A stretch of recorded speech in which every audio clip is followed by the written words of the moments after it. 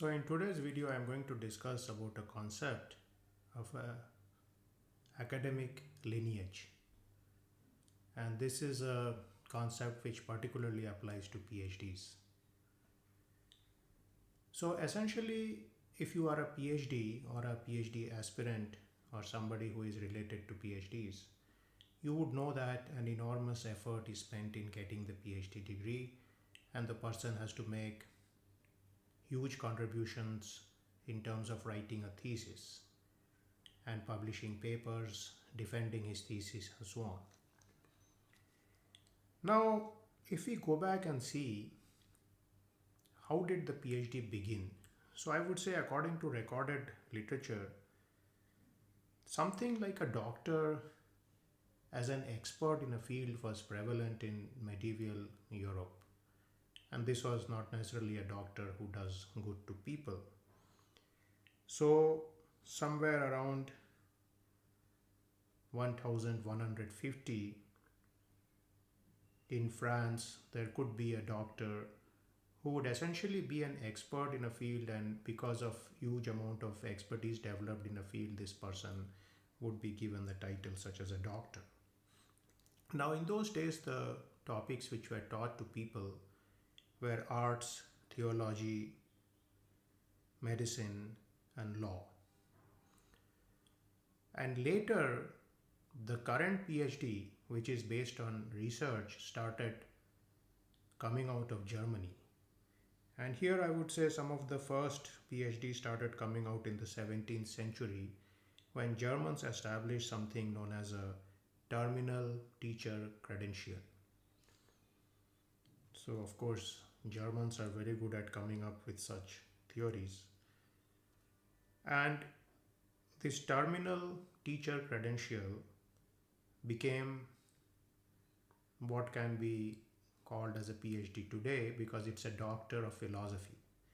Now, one of the interesting things about this German creation was that it required you to do research to get this particular degree. And some of the first PhDs started coming out around 1650s and so in Germany. And the typical PhD as we know today in the sciences and the other fields started taking place in the last century, and therefore from Germany it spread to Europe, and then it spread to the rest of the world. So now coming back to our discussion today, what is your lineage as far as PhD is concerned?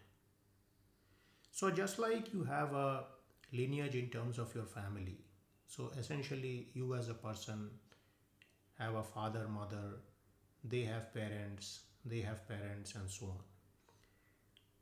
So let us make this more simple. Let's only look at the father side, in which case you would have your father, your grandfather, his grandfather, and so on. Or if you look at your mother's side, you would have your mother, her grandfather, her grandfather, and so on. Now if you take the maternal sides, you would have your mother, grandmother, great grandmother, and so on. And similarly in your father's side, you would have your father, your grandmother, great grandmother, and so on. So now in a typical person, there is a dichotomy because you have a mother and a father. So I don't know, somebody is born yet without mother and father, maybe cloned people. But at least at the time of making the video, I don't think there are such people. So essentially every person is coming from two sources. But the PhD is interesting because most PhDs come from one source. So it is very likely that you have one PhD supervisor. Now in some cases there may actually be two PhD supervisors, but this is a more recent development, I would say. So let us take the simpler case of when a person has one PhD supervisor. Now this PhD supervisor also had a PhD supervisor, and that PhD supervisor also had a PhD supervisor. And so if you continue on this particular path, you are going to reach to the first PhD. So there has to be somebody in this lineage who is the first PhD.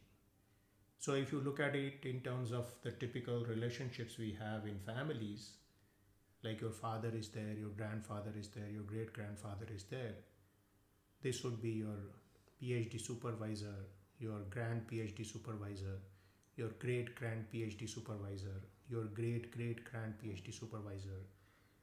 And for many people, if you keep going up this path, you end up somewhere in Europe. And possibly for many engineers and scientists, you may end up in Germany.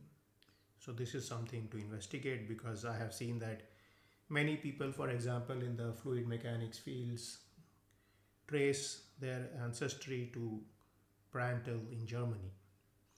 So, again, this is an exercise which is interesting. If you have done a PhD or if you are doing a PhD, you can figure out who is your supervisor's supervisor. That will be easy to know. But then beyond that, it becomes more difficult to know. But then beyond that, if you keep going, it becomes progressively difficult to know, and essentially it becomes somewhat of a research problem.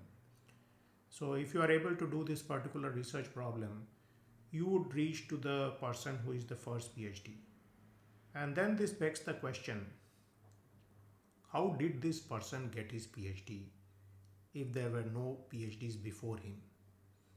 So I actually don't know the answer of this question, but I would think that this person was probably granted the PhD by some committee of powerful people or established pre-PhD professoriate, and then this first PhD was created, very much like a Frankenstein. So this is an interesting concept which can help you to explore your lineage in terms of your degree, your qualifications and so on.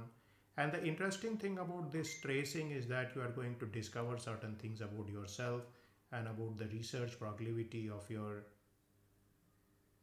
lineage, which is going to be useful for you. So this is also going to lead you to some interesting literature surveys and some paper reading and so on. So I hope you enjoy this video.